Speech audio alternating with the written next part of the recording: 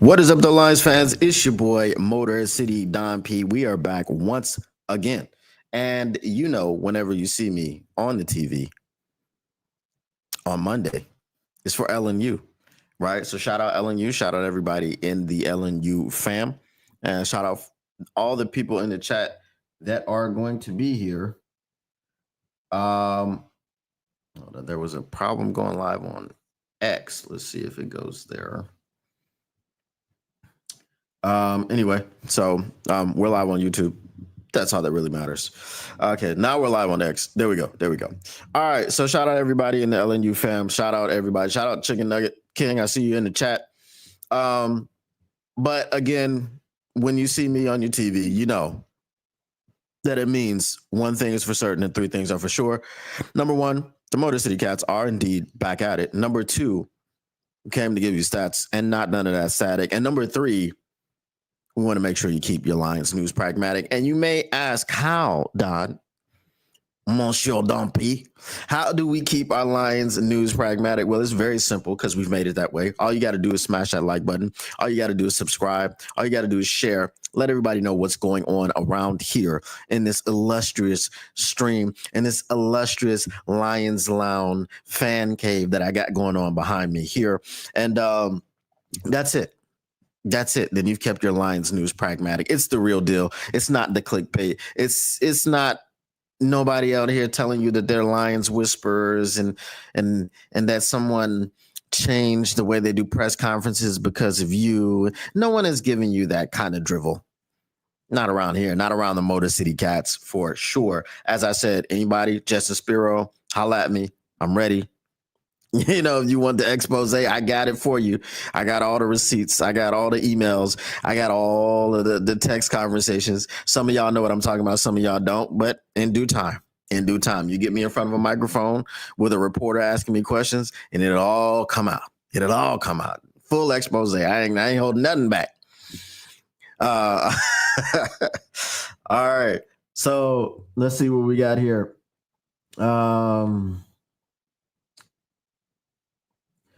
So we're talking about this defense. That's what we got to talk about today. One, Brian Branch has said that the Detroit Lions defense feels invincible. Now, if y'all don't know the guy in the thumbnail, his name is Invincible. Have you been living under a rock? Maybe you just don't have Amazon Prime. I don't know. But his name is Invincible. He's a superhero. You get it. Just go watch the show. No, don't go watch it now. Stay here. What up, though, King? Press. Let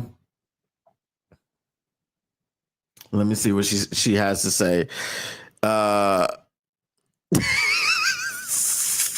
Okay. All right, well, Brian Branch did a thing, and we have to talk about it. Brian Branch is not usually very talkative. He's very mild-mannered, except when he's on the field, flipping the bird to Packers fans. He's very soft-spoken. He walks softly and carries a big stick. Just ask Bijan Robinson. Pause. He decapitated him in the open field. It was someone else he laid the boom upon. I think the most impressive hit last season was David Montgomery taking the soul out of Devon Witherspoon. That man bounced on the ground. But anyway, Brian Branch has said that. So we're going to get to what Brian Branch said. We're going to break it down. We're going to talk about it. There were some other happenings around the Lions sphere yesterday and over the weekend. Apparently, Eric Ebron was in town for some reason. Yeah, okay. I didn't really tap into that article. I just saw the headline and I was like, really? Really, Eric Ebron? We do have a major trade that went down in the early morning hours. Jalen Ramsey and Jonnu Smith have been sent to the Pittsburgh Steelers. So that does affect us, because we will have to see Jalen Ramsey this season, whereas we would not have had to see him had he stayed in Miami. But Minkah Fitzpatrick is someone we will not have to see, and I'm pretty sure we're probably more glad about that. But He has gone back to Miami.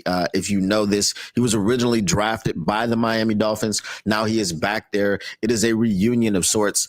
And Jalen Ramsey and tight end Jonnu Smith are now going to be in Pittsburgh playing for Mike Tomlin and Aaron Rodgers. So that should be interesting.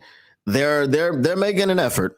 Minka Fitzpatrick was one of the pieces that they could have done something with. They don't really have a whole lot of pieces that you can get a whole lot of capital for, which brings us back to who.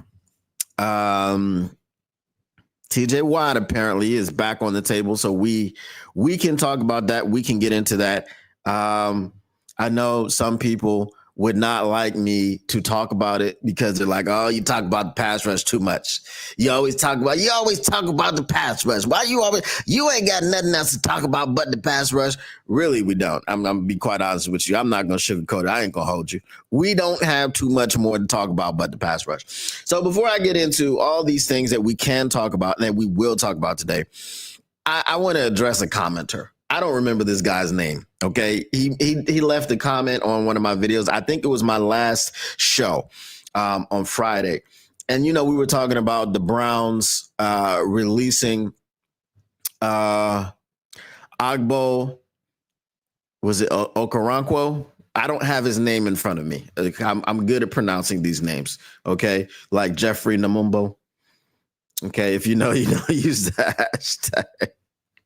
So anyway, in this episode, if you saw it, you know what I'm talking about. If you didn't see it, I went on this long spiel about the decision making that you have to have in order to decide to make the decision, the conscious decision to live in Cleveland.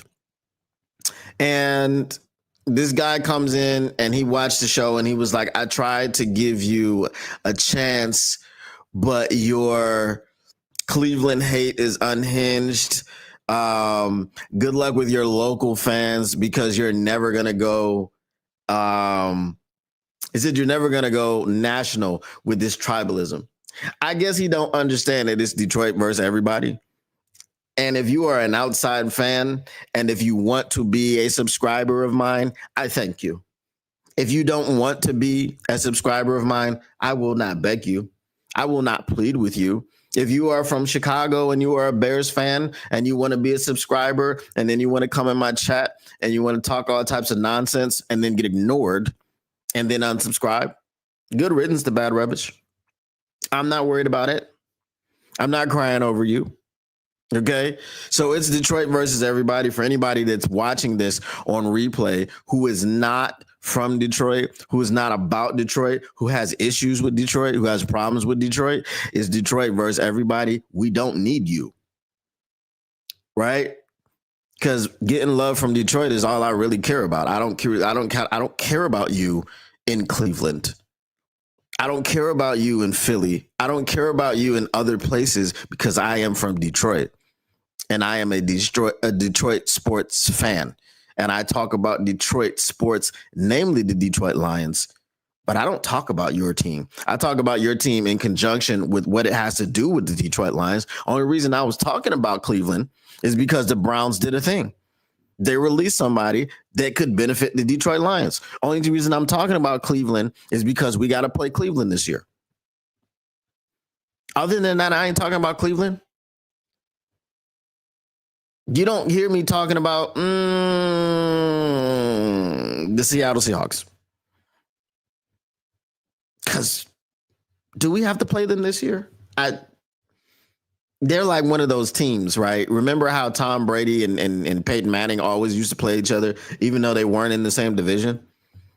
It's like one of those situations with us and Dallas and Seattle. I don't know why we always had to play Dallas. I don't know why we always had to play Seattle. It's getting kind of old, though. But, okay. You don't hear me talking to you about the Arizona Cardinals.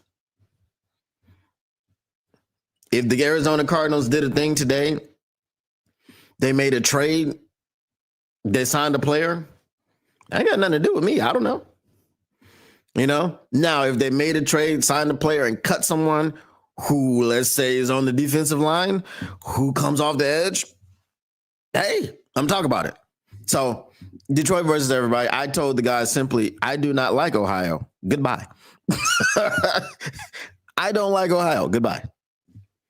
Peace. All right. I'm from Michigan. We don't like Ohio. That's just where it goes. And I gave you some dignity by calling it Ohio instead of oh hell no, which is what I usually call it. All right, let me get to some of your chats, and then I will get to the Brian Branch situation. Taylor Made Media, what up, though? He says, I've been living under a rock because I damn sure don't know who Invincible is. Oh, you call him Invisible? What? I know who my man Lynn Barney is, though, Hall of Famer. So this, you're a little bit older, Taylor Made. You probably wouldn't have watched the show. He said, I'm shocked the Steelers traded Minka. I was pretty dumbfounded myself. Chicken Nugget King says, we can't get enough of the pass rush. Well, we're going to talk about it. What up, though, Tactical Sport? All right, let's go ahead and get into what one Monsieur Brian Branch had to say today. All right, he said, hold up, we got Independent Aquaman. Let's see what you got to say. He says, I think BB means generally invincible. He isn't being literal, or else he's saying that no one will score any points. So I think he was instead generalizing goal lines. I don't think he meant literally invincible either, but we got to talk about it. Invincible is my show. Shout out. So I'm going to tell you something crazy. My son was in the car with me and he was watching Invincible, right? I thought I saw the whole season. Okay. Apparently I didn't see the whole season. I was like, what kind of suit he got on? When did he do that? So yeah, my son was showing me and I'm like, I don't remember this episode. I'm like, did a new season come out? He's like, nah. So you know how they release them? Sometimes they split them. I thought that the last episode was the last episode of the season and I moved on. So I do have to catch up and see the last, I think 4 or 5 episodes of the season. But yeah, don't tell me nothing. Right next to the boys. Shout out. This is my guy. This is me and Tactical Sport. We rock. Okay. We ride together, we die together. Bad Boys for life. I don't know if any of y'all saw the last Bad Boys movie. I couldn't get through the first 10 minutes. I didn't get out of the wedding. I'm sorry. I turned it off. It wasn't doing it for me. All right, let's get to what Brian Branch had to say. Brian Branch, this is an article from Detroit Lions on SI The Doc. Mr. John Macaron, friend of the show. Y'all know who he is. All right. So he says, Brian Branch says Lions defense feels invincible. It feels invincible. The Detroit Lions defense has the opportunity to prove several doubters wrong this upcoming season. And you know, we have a lot of doubters. I could be called a doubter, but I'm not a doubter of the defense as a whole. I am not a doubter of this secondary. I am not a doubter of this linebacking core. I am not a doubter of most of the defensive line. There's just one position that I doubt. And it's with a guy who's a fantastic, phenomenal football player. But that fantastic, phenomenal football player just can't stay on the field long enough to make an impact for the team. And we'll get into that a little bit later. All right, so several pundits have expressed a certain level of skepticism regarding new defensive coordinator Kelvin Shepard's ability to replicate the success Aaron Glenn had, especially with a young core of defensive players. As we've talked about before, Kelvin Shepard would sometimes run the defense. When you saw Aaron Glenn sitting back with his leg crossed, his ankle atop his knee, like this on the bench, Kelvin Shepard was running the defense at that time. Right? Kelvin Shepard was running the defense at that time. Kelvin Shepard was running meetings. Kelvin Shepard is familiar with everyone. Everyone knows Shep. Kelvin Shepherd was being groomed to replace Aaron Glenn. He knows how Aaron Glenn did it. He knows what Aaron Glenn did. And he also has his own ideas and things that he wants to change. Just because you're under someone as a coach doesn't mean that you like everything that they did 100% with their philosophy. So there are some things, some wrinkles and things as such that he is going to add himself. All right. So let's move on. Speaking prior to training camp, safety Brian Branch shared the young core going through the ups and downs. Playing in the National Football League has helped the roster grow and become even hungrier to achieve success. All right. Shout out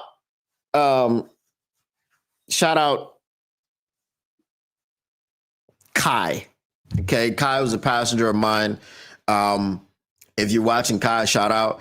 He is an Australian who asked me when he got in my car if I was a huge Lions fan because I had a snippet from my Jahmyr Gibbs episode.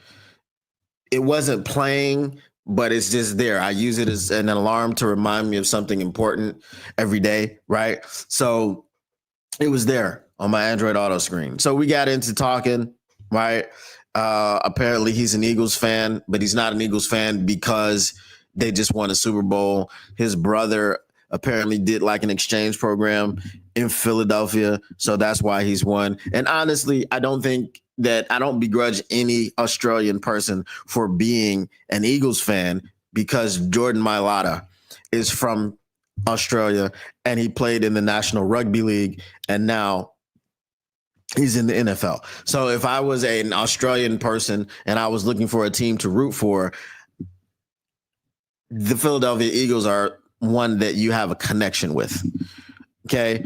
And also wherever, I think it's Tory Taylor. I think that's his name, the punter from Chicago who wasn't supposed to be punting too much last season. I think he's Australian as well. So anywhere where you find an Australian born athlete that plays in NFL, I think you should be a fan of one of those teams.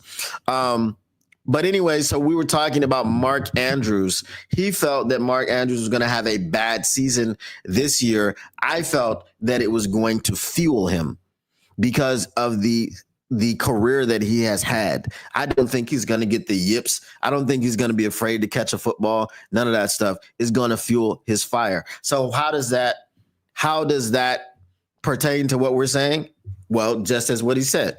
He said, speaking prior to training camp, safety Brian Branch shared the young core going through the ups and downs playing in the National Football League has helped the roster grow and become even hungrier to achieve success. Okay, so Mark Andrews dropped a football in the end zone in the playoffs. They lost the game.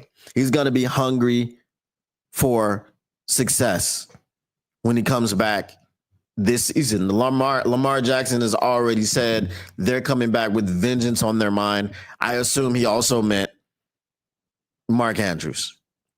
The Ravens are a very scary football team.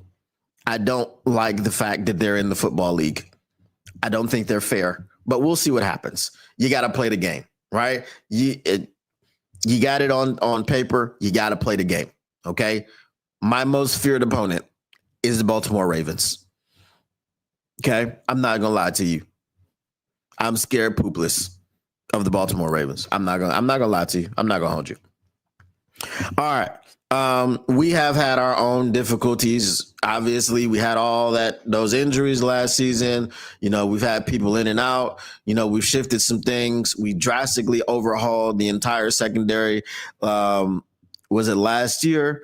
So we got some things that we're working towards, and we are hungry to be successful. We saw Amik Robertson talk about the people that kind of doubt the Lions defense in the secondary and don't think that they can do it because the schedule's too hard. And he said, hey man, you wouldn't win it. You wouldn't win it any other way. Cause you got to look at an animal when he got his back to the wall and look how the animal, look how he acts. So, they got some hitters on the secondary, but on the schedule, but we hitters too. You know, shout out to Amik, man. I love Amik, man. You know, New Orleans born and bred. Love that guy. But anyway, heading into his third season, the former Alabama Crimson Tide defensive back expressed that dealing with challenges has made the team feel invincible. Okay. Now,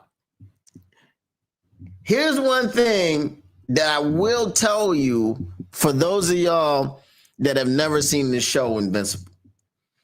Invincible can get his ass beat. Now, he got his ass beat by his dad real bad. Okay. But see, the thing with Invincible is even if he does get his ass beat, he gets up and he keeps on fighting. Okay. And eventually he will come out on top. So that is something to take from Invincible, the character. And as you can put it on to the Detroit Lions defense where, you know, they're not going to always come out there and just shut everybody down. They're going to give up some points. They're going to give up some yards and things of this nature. But how do you finish the game and how do you help your team win? That is how you should kind of apply both of these, the character, the fictitious character, and the Lions defense going into the season. All right. So he says we went through the ups and downs. We fought together on tough games or in tough games. We've been in a game where it depended on us to win, said Branch to the Detroit Press. So it just makes everybody buy in. Once you have a group that has bought in and has gone through trials and tribulations, we feel invincible, right? Can't nobody take our shine.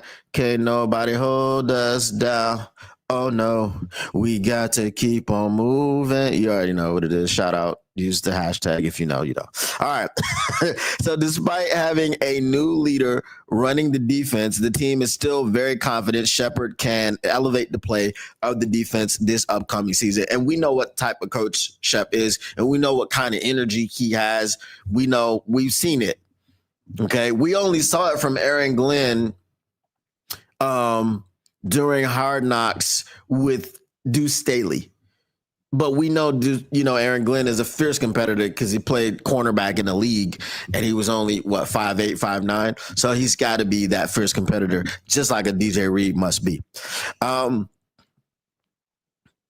So he says, I feel like we're better than last year. He explained, we're hungry, and I feel that's going to separate us. Our chemistry is on a whole other level. Shout out, their chemistry is great, okay? They hang out together, you know what I'm saying? As I said, they ride together, they die together. Bad boys for life.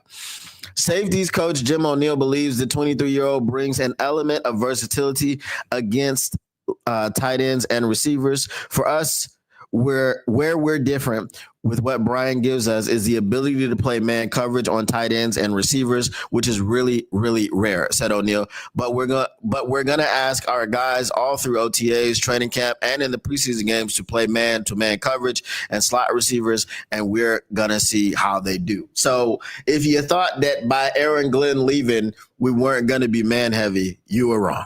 But that is what they had to say about the defense. So let me get to some of your comments about what is going on. Let's see here.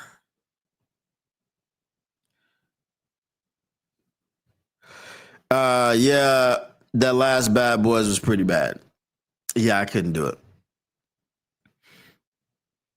Lounging on the bench. Redemption. Okay, Press, what you got to say? Well, I think we saw why he said it. He said what he said. Stood on business. Omni-Man is that dude, though. He was supposed to lose to Omni-Man. Yeah. Yeah. I mean, you're supposed to lose to your dad, you know.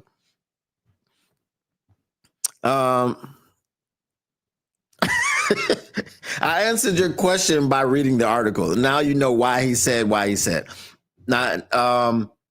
So anyway, I do agree with him. I do believe that the chemistry aspect of it, especially on defense, communication is key.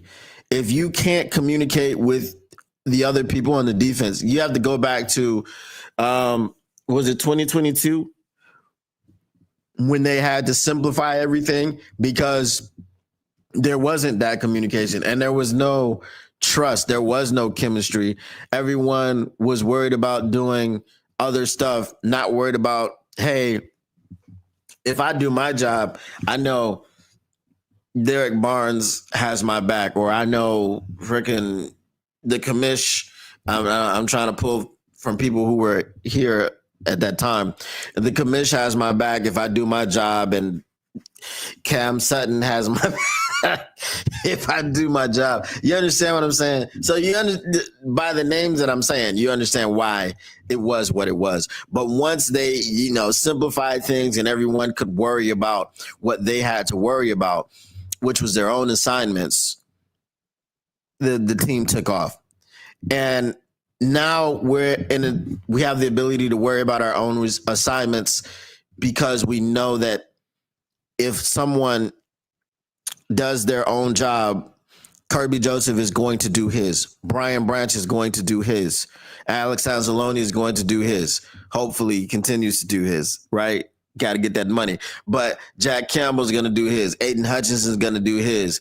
I don't know what Tyleek going to do. Hopefully he's going to do his. DJ Reed is going to do his, which brings us to Marcus Davenport. Okay? Which brings us to Marcus Davenport, and that is a perfect segue into something else that we can talk about that popped up today, because we know that the Pittsburgh Steelers have indeed executed a trade.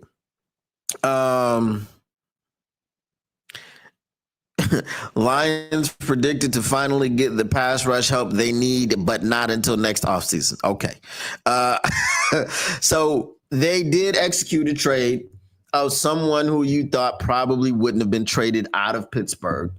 And that person was Minkah Fitzpatrick. Minkah Fitzpatrick was sent to the Dolphins, where he was originally drafted, okay, for Jalen Ramsey and tight end Jonnu Smith. So some things got to percolating and some other things came up. Before I get to that, I saw you guys had a few comments. What up, Del Dosa Dion? 2.0. I see you in the chat. Let's see. Taylor May says the secondary has got to be the strength of the D. Yes, it does seem to be that way, right? So we got Terion Arnold, and apparently he had an interview that's supposed to get everybody hyped. We'll talk about that if we have some time at the end. So Terion Arnold, you got Ennis Rakestraw, who's going to be there in some capacity. They like him on the outside, but we talked about Ennis before. Is he actually going to supplant anyone? I don't know. We'll have to see what happens in training camp. If he's not going to supplant anyone, I feel like they're going to have packages for him if they love him that much. Okay. And if he can prove to stay healthy throughout training camp, and he can prove to get better and better and improve, then I think that they will find a way to get him on the field at times. You got DJ Reed in there. He's your, crafty veteran who was your replacement for Carlton Davis. Obviously, I wish that Carlton Davis had never left, but it is what it is. So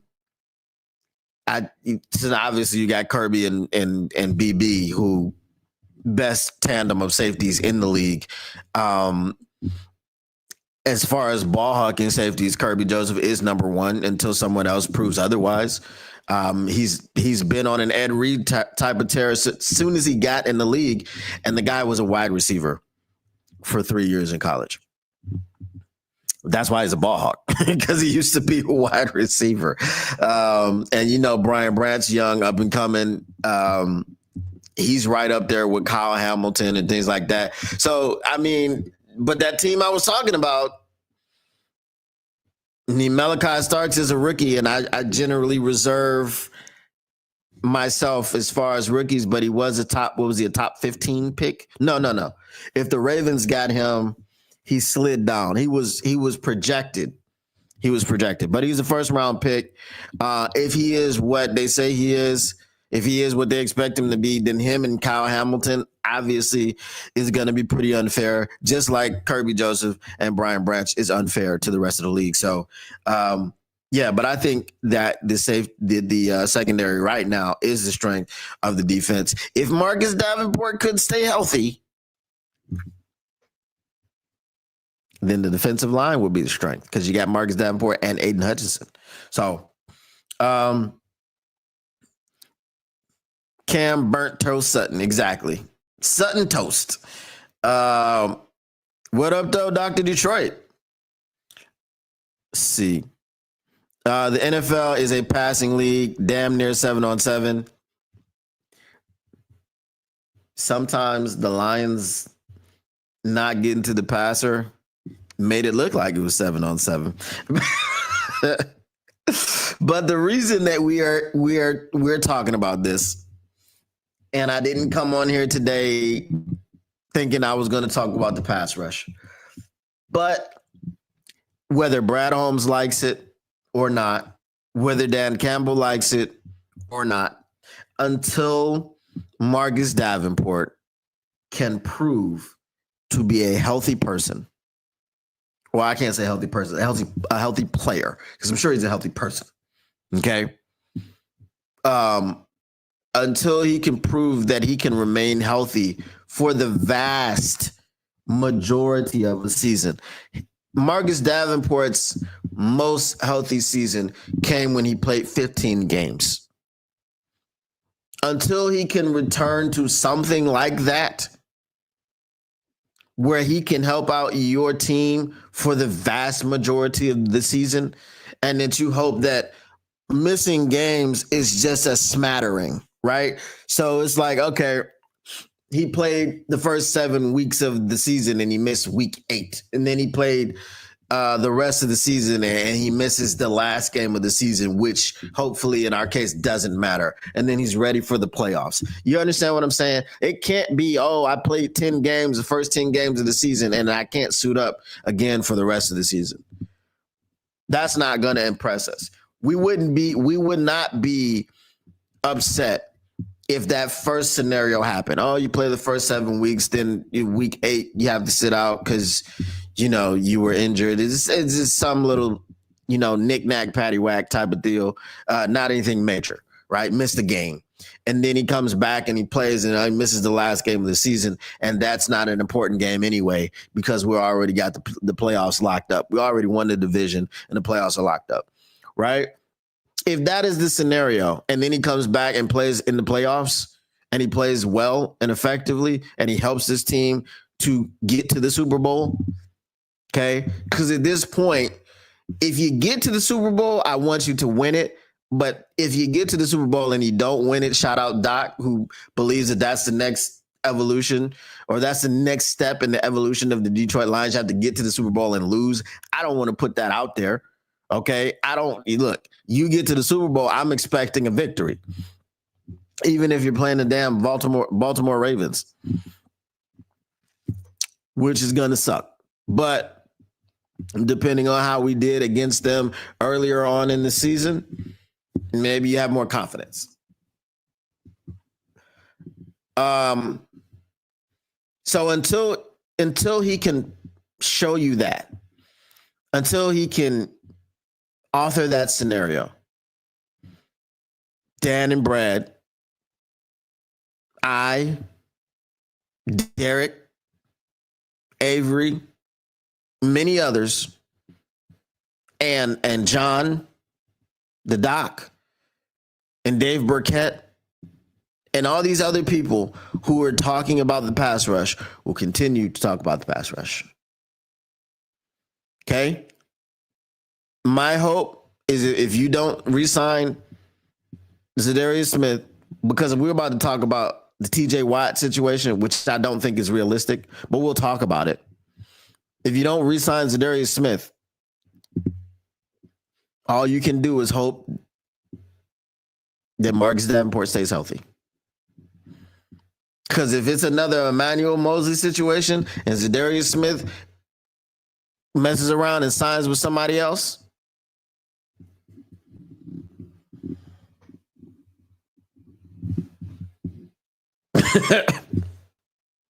That's what the face is gonna look like the entire season. You know, if I gotta watch Josh Pascal trot out there with his 5 sacks in his career, if I gotta watch Levi Onwuzurike with his 3.5 sacks last year, 3.5, not 3.5. If I gotta watch that the entire season because we had an Emmanuel Mosley situation with Marcus Davenport, I'm not gonna be fun. I'm not gonna be fun at all. I don't want to be right. I want to be wrong. I want Marcus Davenport to prove me wrong. I want to be wrong. Because if I am wrong, that means that my team has succeeded with Marcus Davenport. If I'm wrong, that means my team has done something great by having faith in Marcus Davenport's health, which I have none of. But again, that's why we're about to talk about one Mr. TJ Watt. This, again, is from the doc, John Macaron. I just mentioned him. And isn't it just appropriate that we've got another article from him? So he says, star pass rusher back on table for Detroit Lions. The trade made by the Pittsburgh Steelers has opened up trade rumors regarding star pass rusher TJ Watt.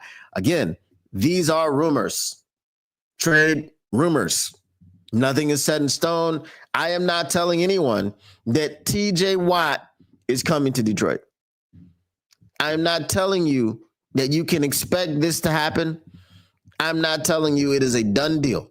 All we do know is that TJ Watt would prefer to play for Dan Campbell if he cannot play in Pittsburgh, which is very intriguing. So let's move on and see what the rest of this is about. On Monday, the AFC North squad traded for cornerback Jalen Ramsey and tight end Jonnu Smith. Ramsey is reportedly earning a $1.5 million raise, which means the Steelers are paying the talented defensive back $26.6 million this season. Smith is set to receive a 1-year contract extension worth $12 million. With new deals being handed out, many are wondering how much will remain to bring back Watt, who is unhappy that he has yet to earn a new contract. ESPN NFL insider Adam Schefter reported interest from NFL teams having internal discussions about trading for Watt should increase in the coming days. According to CBS Sports, who listed the Detroit Lions among potential suitors, Aiden Hutchinson might be one of the best young pass rushers in the NFL, but Detroit has been sniffing around upgrades opposite Hutchinson for a while, taking a flyer on Zadarius Smith last year and reportedly attempting a draft day trade for edge rushing help. Better yet, and we're going to talk about that because I got some information about that. They're flush with 2025 salary cap space, possessing north of $40 million. That could help accommodate Watt's immediate financial desires and further confirm them as one of the most talented rosters in all of football. The Steelers have not given any indication they are listening to offers from other teams and have remained steadfast in their belief a new agreement can be reached with the former 2017 first-round draft pick. Now, the draft day trade that we were supposed to be trying to make was supposedly for Shamar Stewart. Now, the Shamar Stewart thing, because I've gotten some more information on this, is so ridiculous. I can't say the other R word because I'll get canceled. It is so ridiculous. It makes no sense on this planet Earth. If y'all don't know, the Cincinnati Bengals are they have language in their contract for Shamar Stewart, which he has not signed, and I hope he doesn't sign, and he goes back into the draft next year, and hopefully we can get him then. They have language in his contract. It's a morality clause. A guy that's never gotten in trouble, they can void his contract if he were to get in trouble. That is what they are doing. This is not Mike Green. If it was Mike Green and you wanted to put that clause in his contract, be my guest and don't budge. Shamar Stewart has no character concerns. He has been in no trouble with the law. He has not been in any trouble. But you were trying to force upon this man a morality clause in the event that he does get in trouble. This is the Bengals being the Bengals. And this is why Shamar Stewart said he believes that they're just trying to win an argument. What is your argument? What's your argument? That a person that has never gotten in trouble and has not demonstrated having character concerns, this is the guy who you drafted in the first round. You're having problems with Trey Hendrickson because you don't want to give him any money. Now you've got your first round rookie edge rusher who you ideally would like to pair with Trey Hendrickson. You're alienating him by saying you have to sign this contract that has a morality clause in it, which came out of nowhere because they have never. Listen to me. The Cincinnati Bengals, who have had Chad Ochocinco, who have had Chris Henry, and other colorful characters, have never given a contract that has had a morality clause, yet they want to give one to Shamar Stewart and wonder why he won't sign it. That's crazy.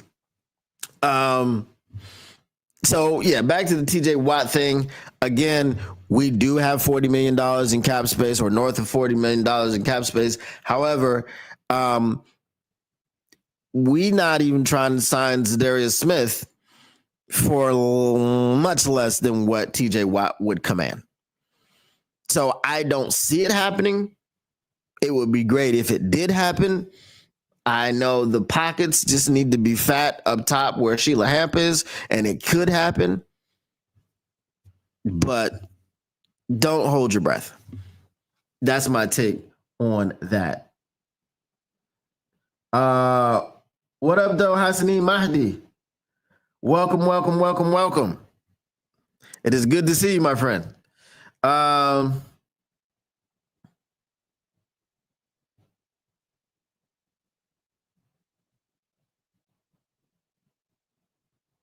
What does this say?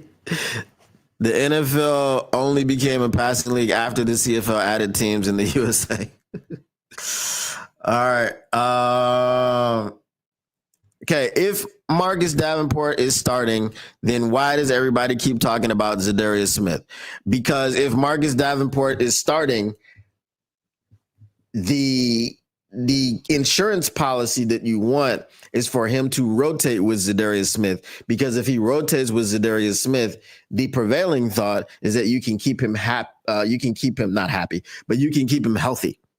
Okay? And if you keep him healthy, then you can win a lot more games. And Zadarius Smith is a drop off in the run game, but I think that they can both proficiently get to the pass rusher, or the passer, not the pass rusher. If Davenport plays more than 3 games, I'll be impressed. Well, no, I won't be. You got to play 15, upwards of 15 to impress me. I think the Zadarius Smith ship has sailed. I know he wants to be back in Detroit. I don't know if Brad is trying to bring him back. I would hope that it hasn't sailed. Also, the NFL is going away from being pass happy to being balanced. Time management on offense is the most important because that keeps the D fresh to try to steal the ball. The Bengals are virtue signaling. Yes, and they're going to signal themselves right out of a player, because if he does not sign, he will re-enter the draft next season. And I'm pretty sure that the Bengals wouldn't dare try to draft him again. That would be crazy, right? He re-enters the draft next season, and the Bengals are like, well, we're drafting you again, buddy. So you're going to sign this contract. These are uniform player contracts. Now you can write in whatever you want. It's between the club and the player to agree or not. If Stewart ain't about that life, it's got to be something else. It's the Bengals being the Bengals. As I said, and I've got a source for this. Okay, they've never ever given this kind of contract, and they want to give it now. So Shamar Stewart has never gotten in any trouble, and you can't do that. It's silly. This isn't the guy. If you drafted Mike Green, go right ahead. But the funny thing is the Ravens didn't even put nothing in his contract. A guy who has multiple accusations about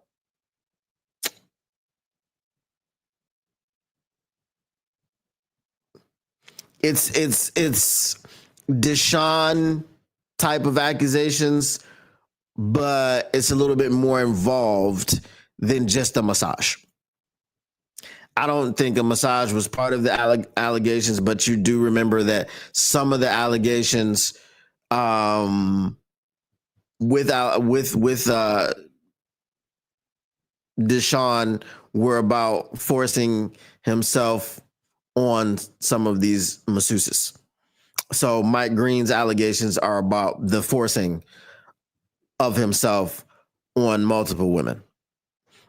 And the Ravens didn't even put a morality clause in his contract. So especially they're both in the AFC North, I'd be pretty pissed off about this too and would refuse to sign it.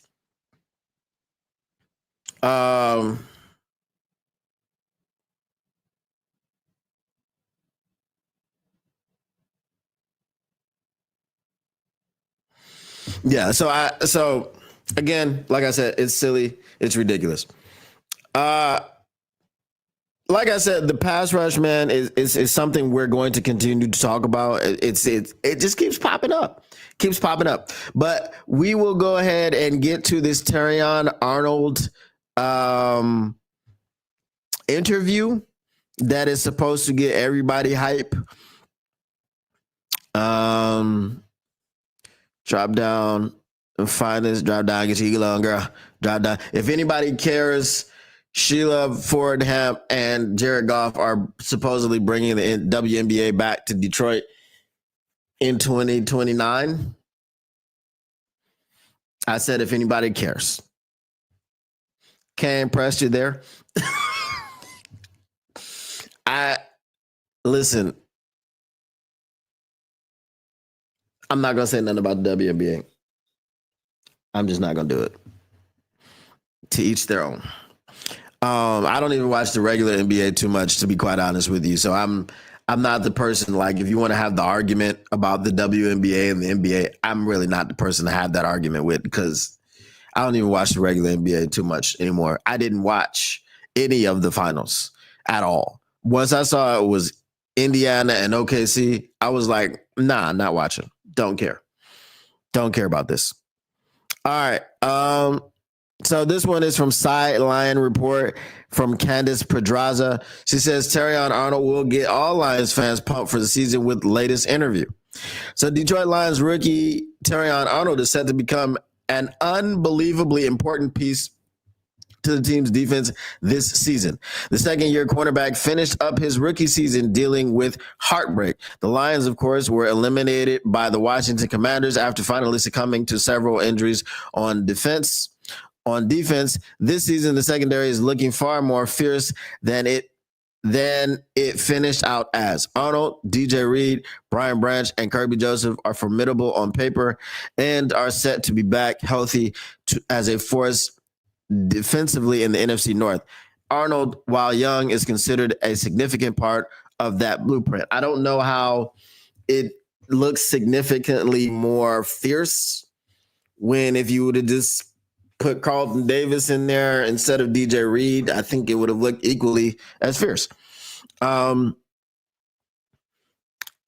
Again, I did say earlier, Jim O'Neil, secondary coach, said that the Detroit Lions will continue to play man And they will do it all throughout training camp, OTAs, this, that, and the third thing. Because when you are training a cornerback, when you want to see what a cornerback can do, you put him in man coverage. As I've said before, as a former corner, I can tell you the value of a cornerback is his man coverage skills. It is not his zone coverage skills. The only reason that that is important is if you play a zone cover scheme heavy, right? You're not going to go out and pay $20+ million per year for a zone only cornerback unless in your system you will only be playing zone. You do not care anything about man. Okay, that is the only way that you'll go out and pay that type of money for zone only corners. The true value of a cornerback, mano a mano, any cornerback worth his salt is going to try to lock you down in one-on-one coverage, man on man, mano a mano. Okay.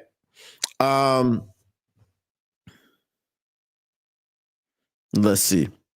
So in a new write-up from ESPN, Lions beat reporter Eric Woodyard, it's seen that Arnold has all of the confidence in the world to become one of the best young cornerbacks in the NFL and maybe even one of the best cornerbacks in the league, period.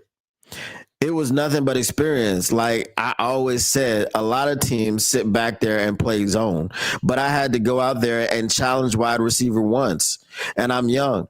So I know I'll be the best corner in the league pretty soon. I'm very confident, said Arnold to reporters in January per Woodyard. This was all the way back in January. Boy, it's July. Well, it's July for me. Pinching the punch for the first of the month. No get backs. It's not July for y'all yet. It's almost. Y'all almost there. I think what? Got another few hours and then it'll be July. Hearing that should get any Lions fan excited to see him locking up all of his assignments throughout the season. Again, I tell you that Terion Arnold didn't have the terrible season that you thought he had. I tell you that, and I tell you that, and I tell you that. You just have to, those of you that don't believe me, we'll see this year. That's the point. Arnold has sky-high confidence headed into 2025 season. Arnold finished up the 2024 rookie campaign, or his 2024 rookie campaign, with 47 solo tackles, 10 passes defended, and 662 total coverage snaps. While he obviously has room for improvement, he finished up with a 51.5 PFF grade and 56 receptions allowed. You like to see a young defender like Arnold with as much cockiness that he has headed into a critical year for Detroit's contention window. It was never a talent thing as far as linking up and somebody was better than me, or lining up and somebody was better than me. It was just things from my inexperience and not seeing. But the only way to get better and gain experience is by being out there, said Arnold, according to Woodyard in his piece.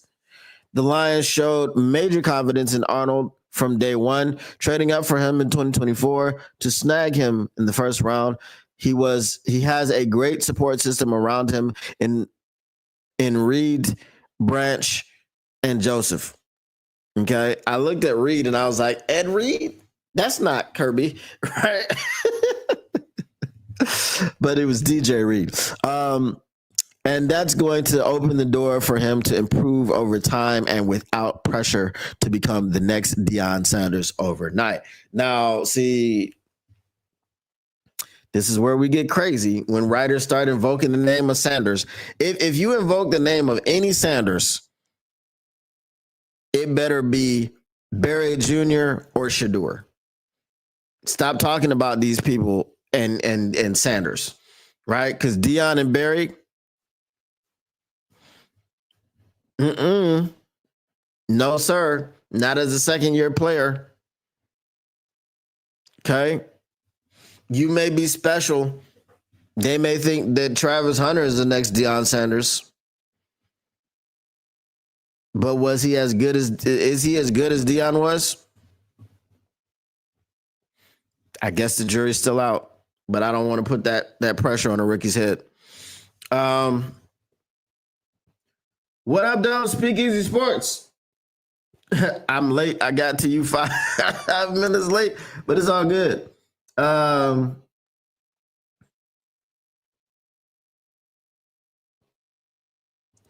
Let's see what Tactical Sports says. Davenport playing in 3 games would impress me because I'm predicting that he plays in 2 games. Fair.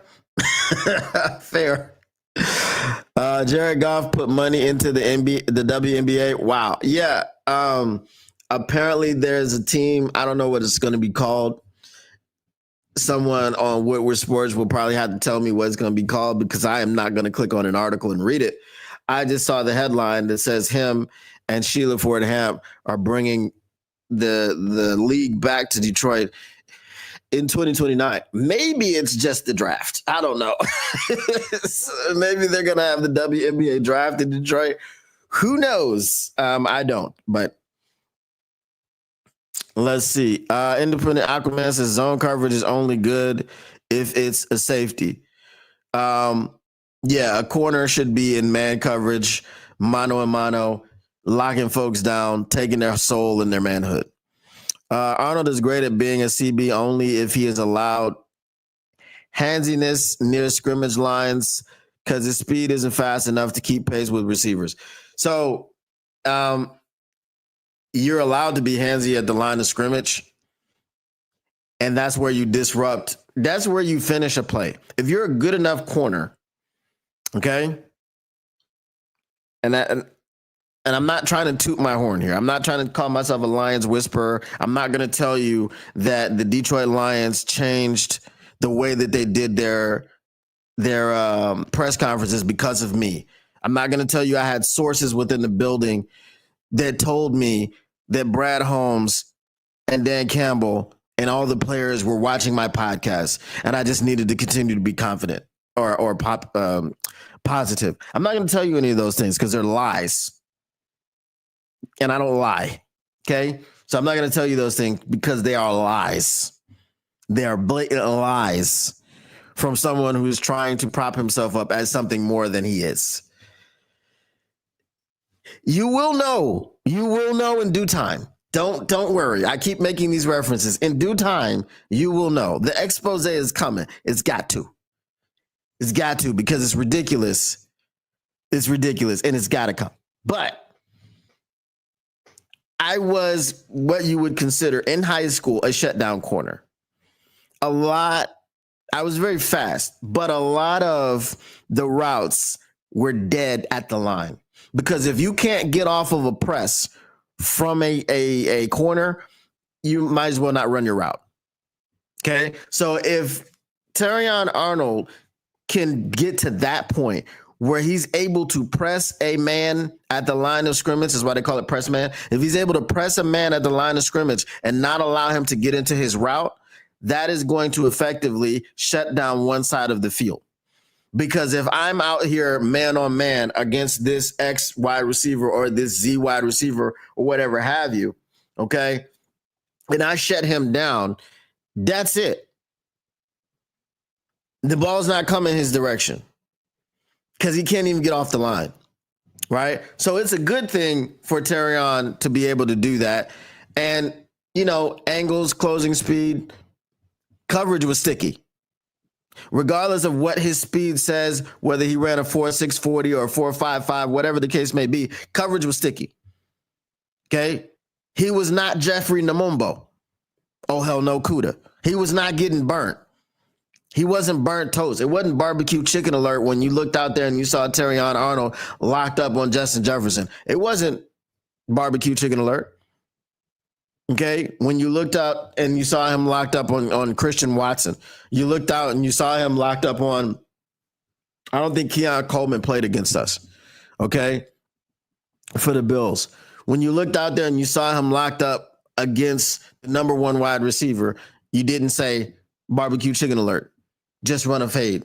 Just run a post. Just run a corner. Just run something deep. Just run a go. Run a 9 because he can't keep up with you. Coverage was sticky all year, right? Coverage sticky all year. So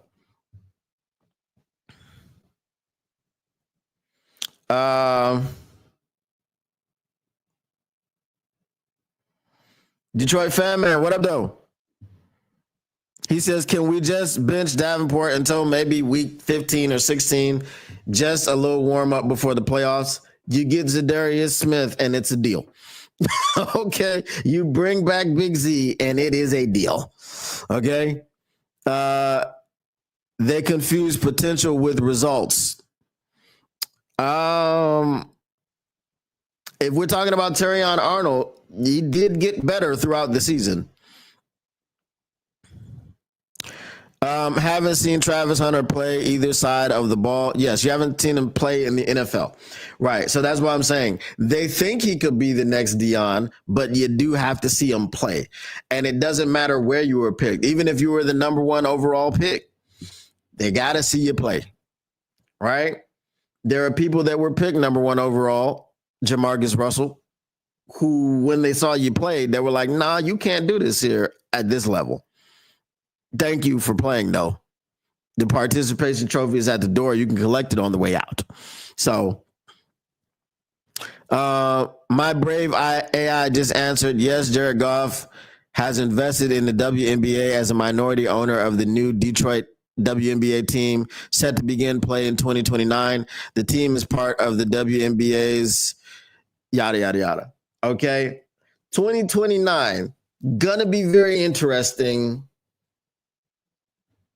Because remember, I asked you this question before. I said, if Jared Goff doesn't win a Super Bowl by 2027, and then he's got an option for 2028 to opt into, do the Detroit Lions offer him another contract extension? It would be crazy if that were to take place, because I'm going to crash out. Because we were at the NFC Championship game, knocking at the doorstep of the playoffs, and we collapsed. But it would be crazy if my man is no longer in the city in 2029 when he is a minority owner. Now, it's not to say that, you can't still contribute in the city. I think Matthew Stafford may have pulled out his charitable donations and things of this nature, because it's brutal for him when he comes back to Detroit. I don't know if he's still doing anything here. I think he's got some things that he built in Detroit. Was there a school that they built? So obviously, the school is going to remain. So not to say that if you're no longer in the city, you can't contribute to the city and you can't keep helping the youth of the city. And Jared Goff does all that, so shout out to Jared Goff. Like I said, he's still going to be a stand-up guy in the community. If he leaves, if he stays, I don't think he will get any of the vitriol and the venom that Matthew Stafford got because of the way that he left. I think for Jared Goff, he's not going to leave unless they don't want him to come back. I just think that's the way it is. Obviously, he loves playing for Dan Campbell. He loves being around Brad Holmes. He loves his teammates. So it's just a hypothetical question that I posed before.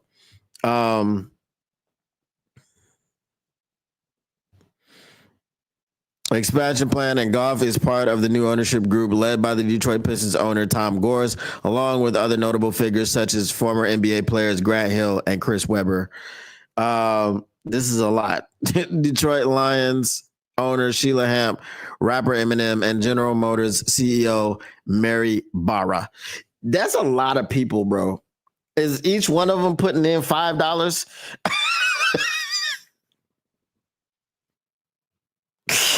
What you got on my Big Mac?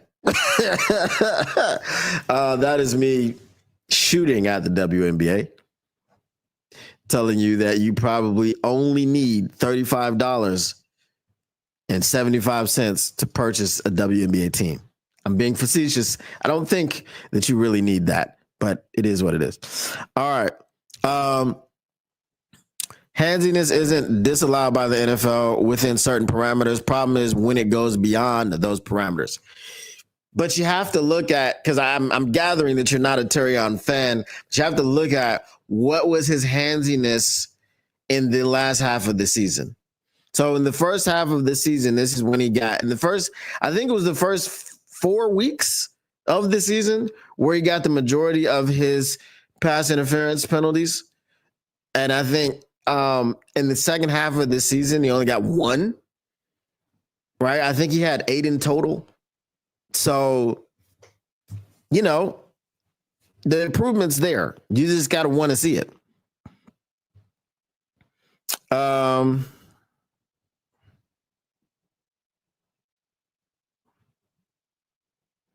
Let's see. What up, though, Mr. Morale 313?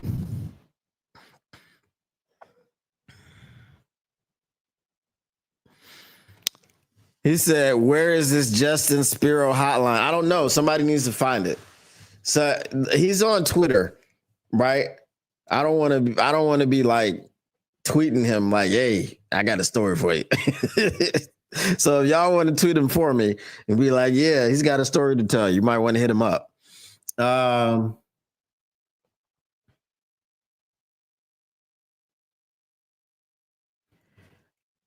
Potential with results. I was not talking about Arnold. I was responding to you talking about other teams' famous players. Oh, okay. All right, no problem.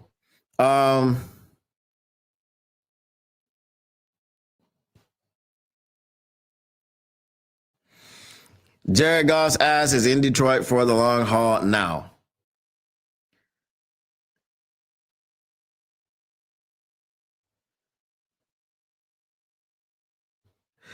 Independent Aquaman, this may surprise you.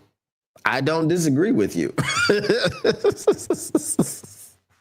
Regarding their on-field performances, not including their teammates, Goff has always been better than Stafford, both with the Rams and with the Lions. Off-field, always better too.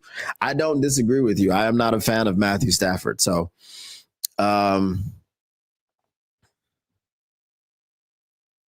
Detroit fan man says, weird that it cost $250 million to start a WNBA team when we already had one. What were they called? When did they move or become defunct? Or I do not know. Okay. Here's the extent of my knowledge of the WNBA. Spark, Liberty, Fever. Only reason I know the Fever is because Caitlin Clark plays for them. I don't know the name of the team or the city in which Angel Reese plays for. Okay. Are you picking it up? You picking up what I'm putting down? Okay. I know Sabrina Ionescu. I think she plays in Seattle. I don't know if, or maybe she plays. Does she play for the Liberty? New York Liberty? When I tell you I don't watch it, I don't watch it. This league has been around for, I think, 30 years. I don't know how many teams they have. I don't know what the teams are. Like I told you, I only know 3-4 teams. I could not tell you the names of more than 5 players. Sabrina Ionescu, Angel Reese. What's her name? Caitlin Clark. That's 3, right? Diana Taurasi is retired, right?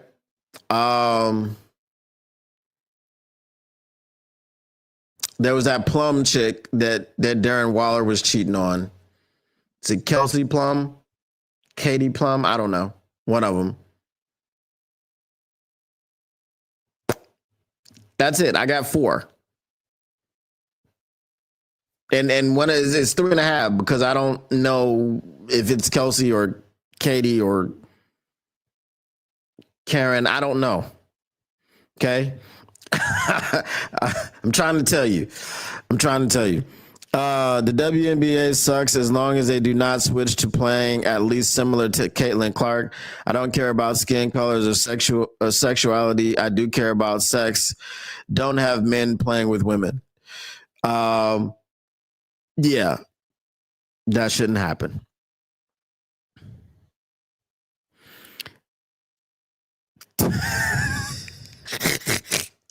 I'm not gonna read that part. The Detroit Shockers won a title with Swin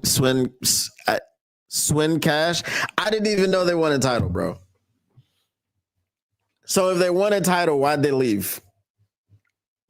That's my question. If they won a title, why did they leave the city? I don't know why.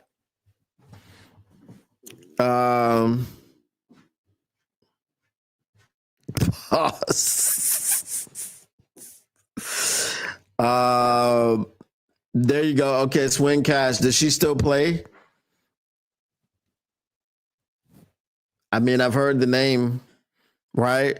It's you know what? But I will say it sucks that Cheryl Miller never played in the WNBA, because the stories that I hear about Cheryl Miller, how she had a game in high school where she scored 106 points or something, like it's pretty crazy. I think what she probably would have done in the WNBA.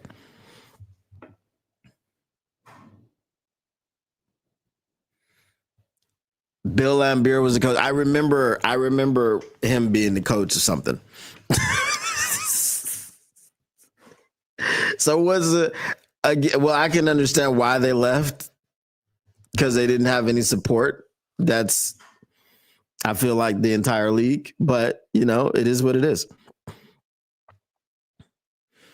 The Shock won 3 titles. Wow. They won 3 titles.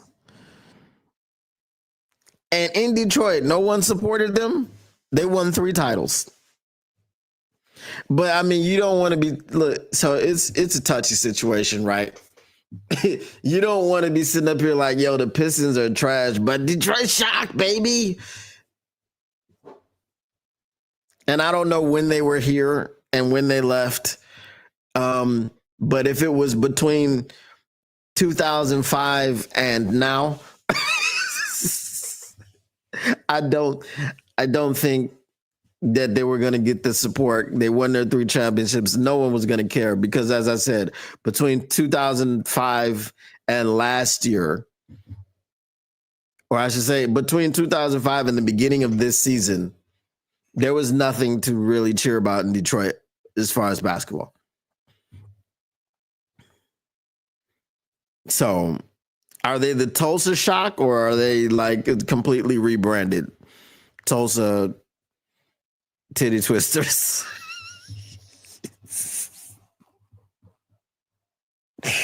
I'm gonna cancel.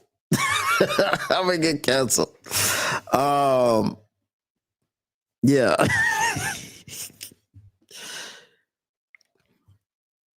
Let's see. Hold on, what we got. Moved to Tulsa in 2009. Poor attendance sold them again to Dallas. Damn, they just can't get no attendance. Lord have mercy. They just moving all over the country. Are they coming back to Detroit? Is that the same team?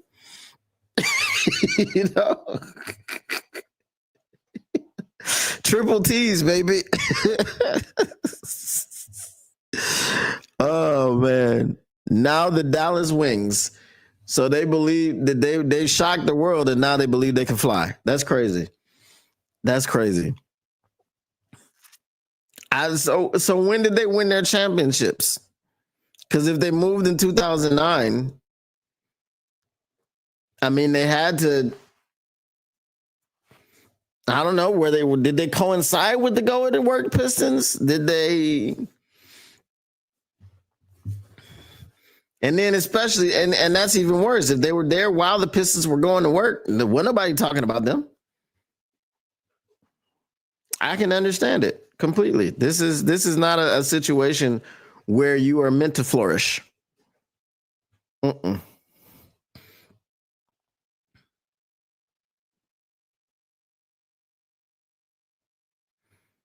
Okay, so they were the 03 champs right before the Going to Work Pistons won theirs in 04. So we're not. Okay, we know the Going to Work Pistons, they were going to work for almost a decade. So, you know, yeah, you wasn't getting no attendance. Mm-mm. Nope.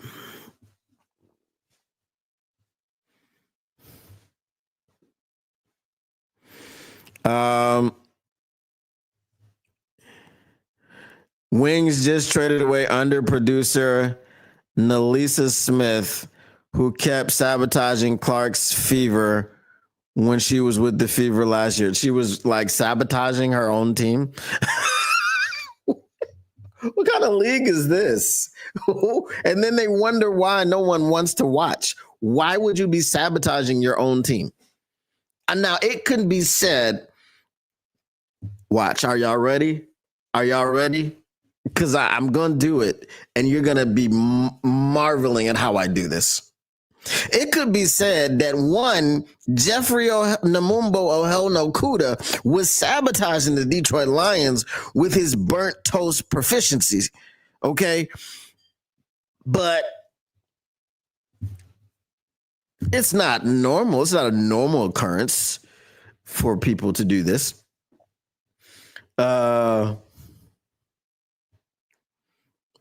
I think the Wings will now lose a lot of games to get a high drive pick next season. If so, they'll have 3 high drive picks combined in 2026 and 2027, and I won't know any of them. Listen, what are the colors of the Dallas Wings? I don't even know anything. I just found out there was a team called the Dallas Wings, and apparently they're going to be tanking. The more you know, right? I had no idea about any of this. Drama for sure. Yes, Smith kept sabotaging the Fever because her lover played. What the frick is this? Because her lover played with the Connecticut Sun. What? What is this? What is this? This is ridiculous. They have a professional sports league where people are sabotaging the teams that they play with because they're dating people on the other team.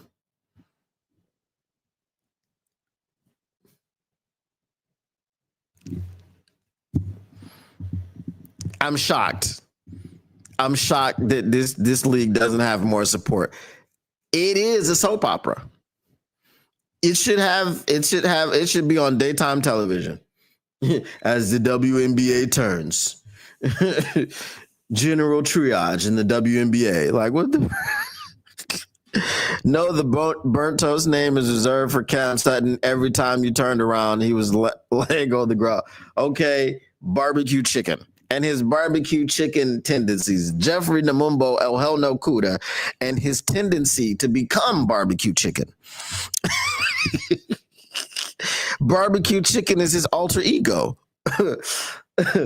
Who are you dressed as for Halloween, Jeffrey? I am barbecue chicken man. Don't worry, I tried watching WNBA over a decade ago, but it was so boring I quit quickly. LOL, but I tried again last year because Clark's play style, still bad WNBA players, but worse is the reffing. Listen,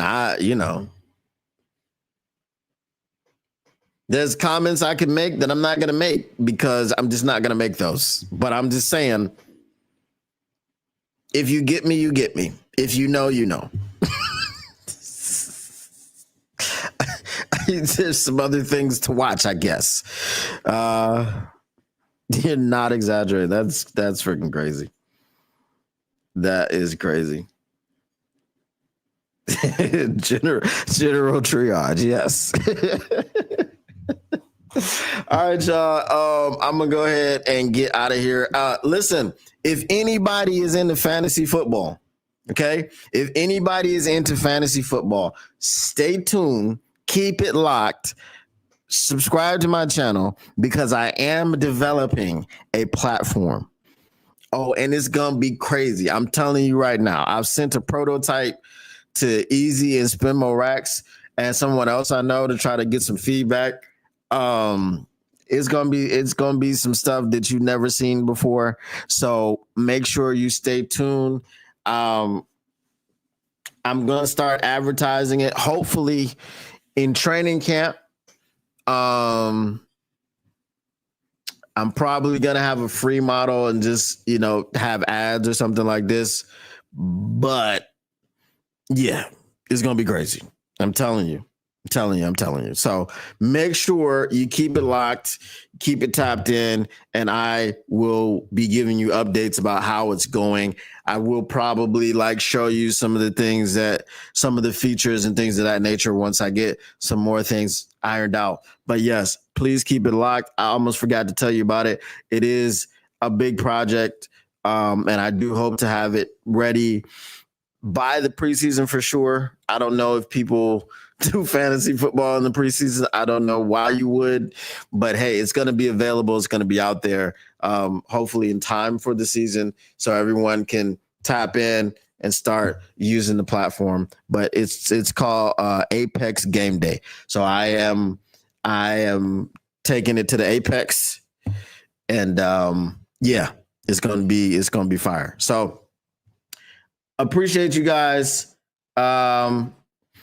Said I haven't played fantasy football since 2018, but I might start again going through Yahoo. I'm not sure exactly where I'm going to deploy it, but I'll work all of that out. But right now I'm just working on the prototype, working on some of the features, making sure those things work.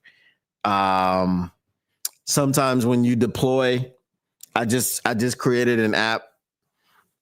I got finished with it a few days ago, and then deploying it, some stuff broke in deployment, so had to fix those again. So just trying to make sure that everything is ready to go, and then I will put it somewhere.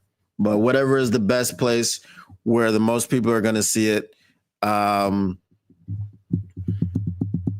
thinking of just keeping it as a web app, so therefore you can not only use it on your phone, but you can use it on your tablets and your computers and things of this nature, because the interface is crazy. It's crazy. I got so much stuff on there.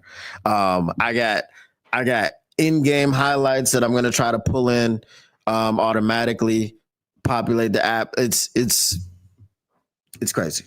You got win probabilities. You got AI. What is it? Lineup suggestions. You got an AI recap where it generates the recap of the game, that happened between the people in the league, right? Who won what? Who was the top performer? And that it's not only text that it generates voice. We got a trash talking chat on there. It's a whole bunch of stuff, man, that I think is going to knock your socks off. So anybody that is interested in fantasy football, Apex Game Day will be the place to go. You cannot find it yet. It is not out, but I'm just telling you, this is what it is called. So yes, this will be what it is. So make sure you keep it locked, and I will be giving you guys updates about it throughout the process. And when it is ready to go, you guys will be the first to know and the first to have the opportunity to try it out. So that is what that is.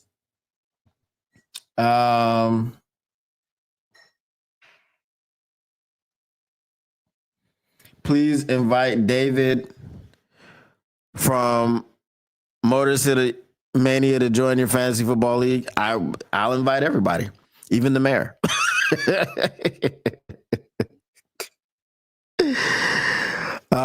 He may be too busy. It's all good. But we will be pushing it out there pretty heavy. All right, guys, I appreciate you once again. That is going to be it for me today. I've got to go ahead and get into my day a little bit more. So the Motor City Cats are back at it. We came to give you stats and not static. Whatever you do, make sure you keep your Lions news pragmatic. And we are out. Peace.